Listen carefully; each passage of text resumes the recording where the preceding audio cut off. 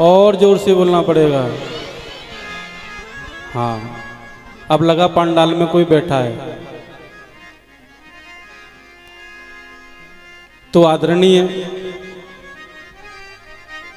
सुखदेव जी कहते हैं, राजन, शिशुपाल की जो शत्रुता भगवान से थी वो एक जन्म की नहीं थी, 3 जन्मों से थी। कभी हिरण्यकश्यपु बन करके भगवान से द्वेष किया तो परीक्षित जी कहने लगे, प्रभु ये कथा हमको सुनाने की कृपा करें कि प्रहलाद के बहाने हिरण्यकश्यपु ने भगवान से कैसे द्वेष किया। क्योंकि हिरण्यकश्यपु के भाई हिरण्याक्ष को जब से 12 भगवान ने मारा है तो उनके मन में देवताओं के प्रति, भगवान के प्रति बड़ा द्वेष है। हिरण्यकश्यपु की पत्नी का नाम है कयाधु।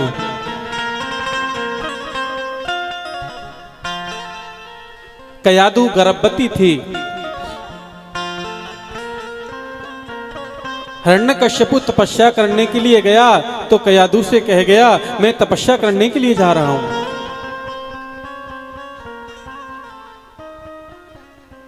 इंद्र ने आकर के उसके पुत्रों का वध कर दिया और जो गर्भ में है उसको भी मारना चाहता है। लेकिन वो तो मेरे भगवान का भक्त है, उसे कैसे मार सकता है।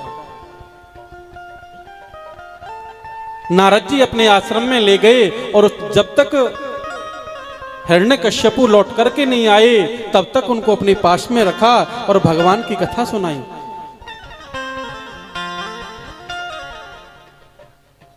जब बच्चा गर्भ में होता है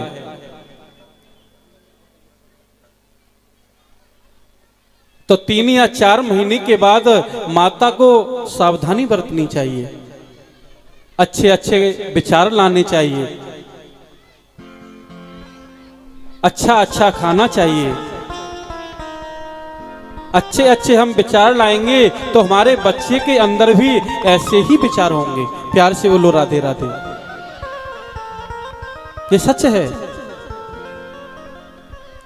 आज कयाधु जब नारद जी के यहां पर थी तो नारद जी ने कयाधु को सत्संग सुनाया और उस सत्संग को प्रहलाद जी अंदर से सुन रहे थे।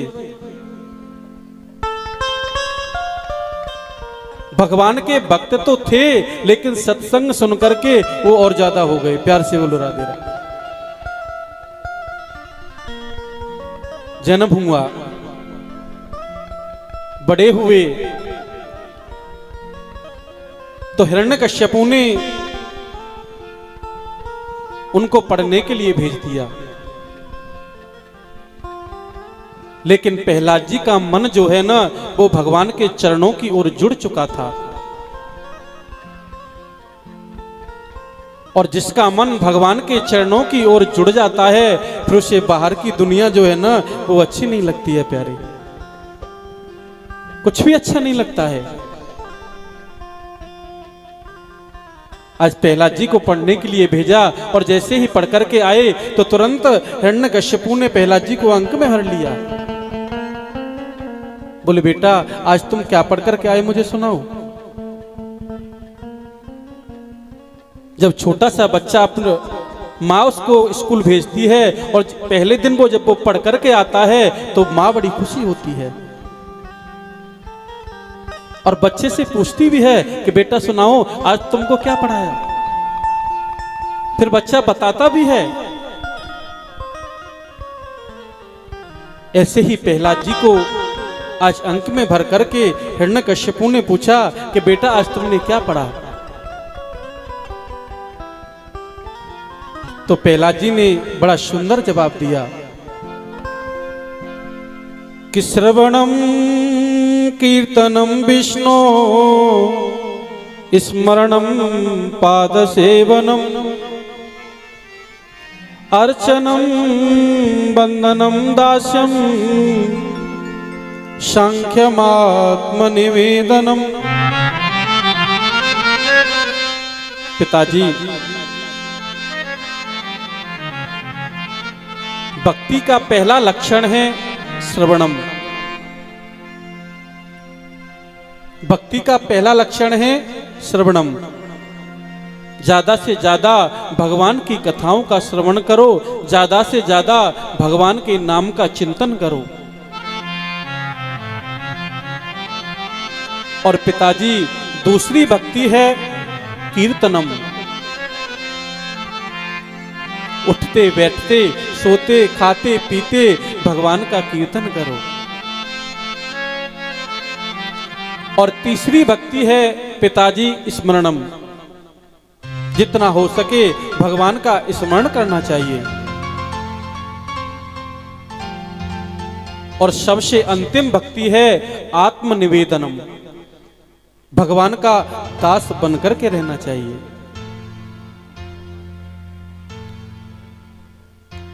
अपने सब कुछ को भगवान के चरणों में समर्पित करके रखना चाहिए। आत्मनिवेदनम, सब कुछ दे दो।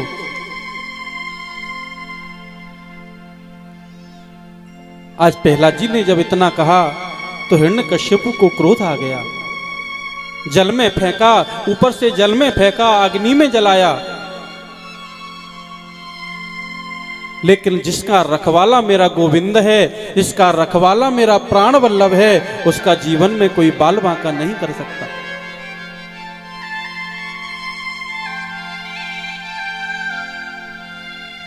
जाकर के हिरण्यकश्यपु ने गुरुजी में डांट लगाई, आप मेरे बच्चे को क्या पढ़ाते हो। आज प्रहलाद जी ने अपने साथियों के साथ में खड़े थे और प्रहलाद जी से रोकर के कहने लगे, प्रहलाद, दुख तुम्हें दिया जाता है लेकिन तड़पन हमें होती है। आप ऐसा क्यों करते हो।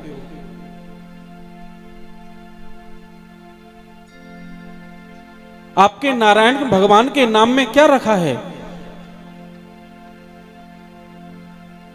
आज जैसे ही प्रहलाद जी ने सभी साथियों से कहा कि नारायण के नाम में तो वो है जो आप जीवन में सोच भी नहीं सकते। आप एक बार गा करके तो देखो, इतना आनंद आएगा, इतना आपका मन लगेगा कि आपका मन जो है ना वो भगवान के चरणों की ओर जुड़ जाएगा। प्यारे,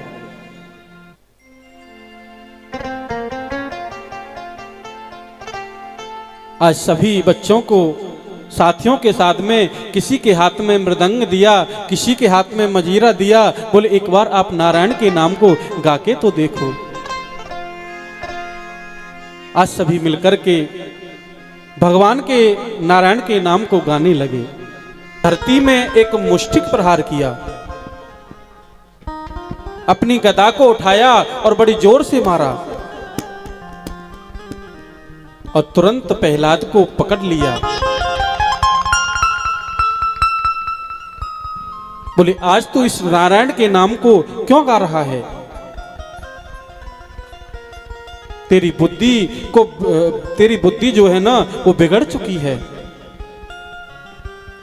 किहे दुर्विनीत मंदात्मन कुलह भेद कारकम।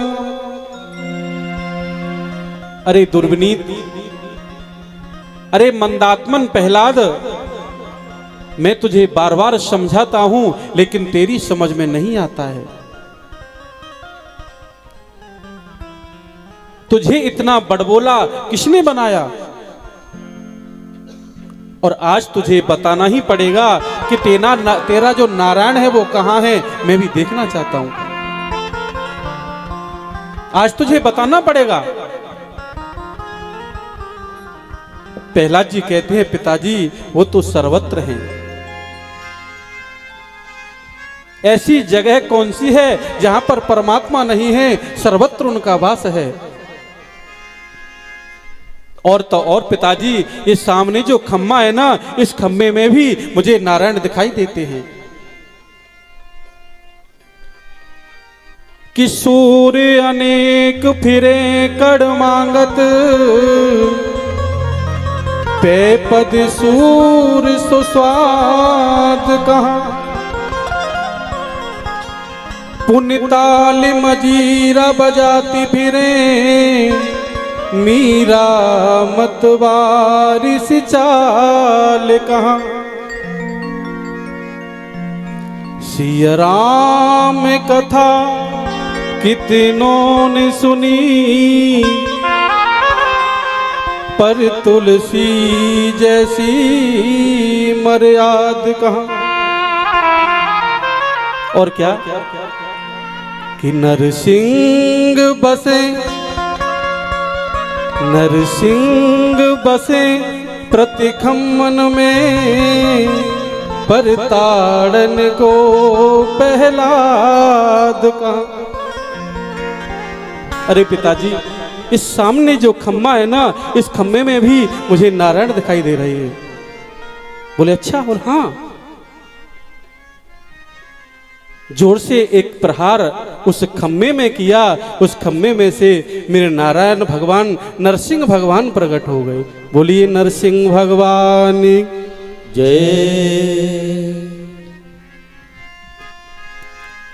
एक भक्त की इच्छा पूरी करने के लिए मेरा गोविंद, मेरा नारायण नरसिंह रूप लेकर के उस खम्भे से प्रकट हो गया। जोर जोर से हुंकार करने लगे। और ऐसा शरीर जो आपने जीवन में कभी नहीं देखा होगा, इतना भयंकर। आधा शरीर मनुष्य का है और आधा शरीर जो है ना वो शेर का है। इतना भयंकर शरीर। जोर जोर से दहाड़ने लगे। सभी देवता डर गए। मां लक्ष्मी जी के पास में गए। आज तो भगवान ने कौन सा रूप ले लिया है, जाकर के आप ही शांत कर सकते हो। हिरण्यकश्यपु के साथ में भगवान का युद्ध छिड़ गया। सुबह से लेकर के शाम तक युद्ध चलता रहा। और जैसे ही सायंकाल हुआ तो तुरंत नरसिंह भगवान ने उसे पकड़ा और देहरी में अपनी गोदी में लिटा दिया। और कहने लगे कि आज तुमको हम मारेंगे। तो हिरण्यकश्यपु कहने लगा कि तुम हमको नहीं मार सकते। मैंने ब्रह्मा जी से वरदान मांगे हैं, तुम मुझे नहीं मार सकते। बोले बताओ आपने कौन कौन से वरदान मांगे? मैंने सबसे पहले वरदान मांगा था कि मैं बाहर मरूं ना भीतर मरूं। तो नरसिंह भगवान कहने लगे भले आदमी आप ही बताओ, आप बाहर हो कि भीतर हो? बोले आपने तो मुझे देरी में डाल रखा है, लेकिन फिर भी तुम मुझे नहीं मार सकते। मैंने ब्रह्मा जी से वरदान मांगा था, ना मैं अस्त्र से मरूंगा और ना मैं शस्त्र से मरूंगा। बोले हमारे पास अस्त्र शस्त्र कुछ है ही नहीं,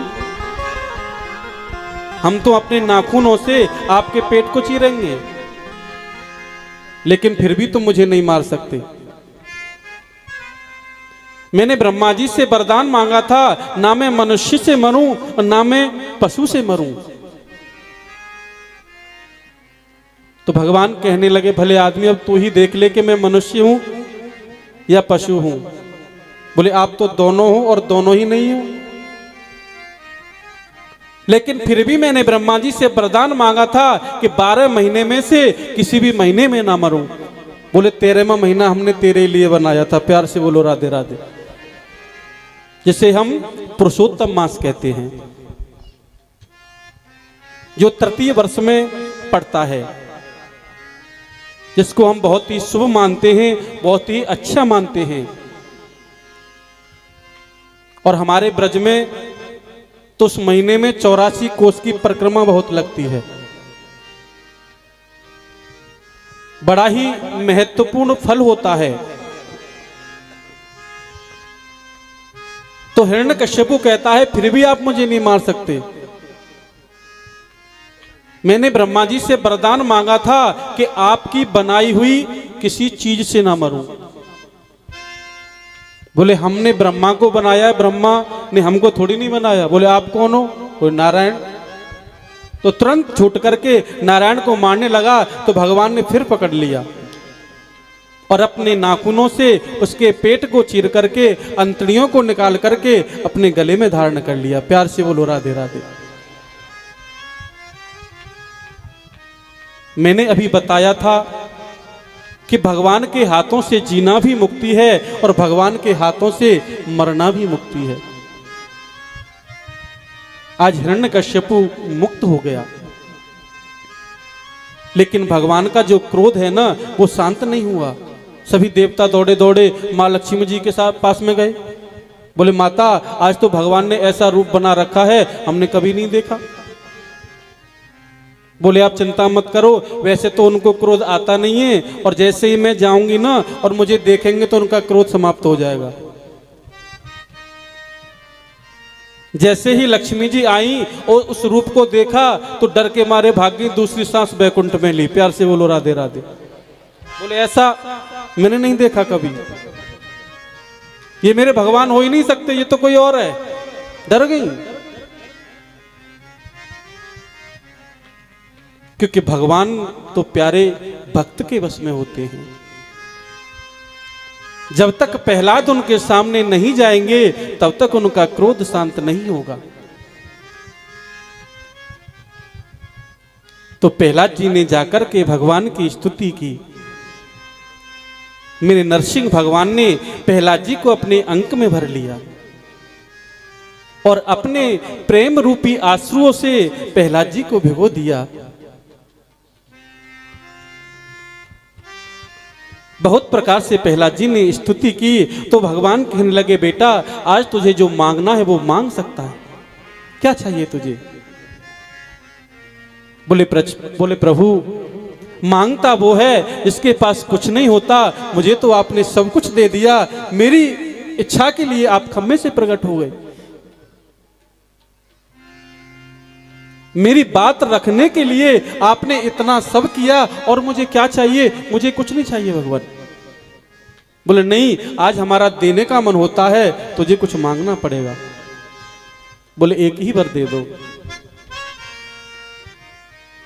वैसे तो मेरे पिताजी आपसे द्वेष करते थे, बस इनकी मुक्ति हो जाए, मैं और कुछ नहीं चाहता। बोले बेटा तेरा जैसा भक्त जिस घर में होता है उसकी तो एक पीढ़ी नहीं 3 पीढ़ियों का उद्धार हो जाता है। प्यार से बोलो राधे राधे। अनंत आशीर्वाद देकर के भगवान वहां से चले गए। प्रत्येक परिस्थिति में मैं बार बार आपको यही समझाता हूं और मेरी आप एक सीख लेकर के जाओगे तो आपको परमात्मा की प्राप्ति होगी, इस और ज्यादा होगी।